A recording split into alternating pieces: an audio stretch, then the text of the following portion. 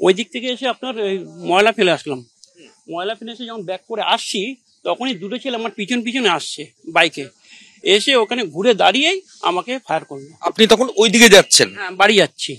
তখন আমি বালতি ময়লা এবার নিচু হয়ে ময়লা বালতি ফেলেই আপনার খেঁচে ভেঙে দৌড় মেরেছি মা বাঁচাবো বলে। ওরা বাইকে ছিল? বাইকে ছিল। গিয়ে বাইকটা নিয়ে কোন দিকে গেল? বাইকটা সম্ভবত এইদিকেই গেল, মানে গিয়ে সোজা এক্সপ্রেসওয়ের দিকে? সেটা তো বলতে পারবো না, আমি তো দৌড়িয়েছি আপনার ভয়ে দৌড়িয়েছি বাড়ির দিকে। আপনার ইনজুরি গুলো হলো কি করে? ইঞ্জুরি ওই যে গুলি করলো সেইটা আমি এখন করলাম, তখন দেখছি কিছুক্ষণ পরে দেখছি আমার এখানে হাত জ্বালা করছে, রক্ত বেরোচ্ছে, চারিদিকে ছিপিয়ে যেতে এদিকে রক্ত বেরোচ্ছে, হাত মুখ গলা সব জায়গায় রয়েছে। হ্যাঁ হ্যাঁ সব জায়গায়। এই যারা করলো তাদের চেনেন, দেখেছেন? কাউকে চিনিও না দেখিও নি, হেলমেট পরা ছিল, পুরো আমি চিনতেও পারিনি। হেলমেট পরা ছিল দুজনই? কটা টাইমটা বলুন? আপনার 6টা 25-30-এর মধ্যে।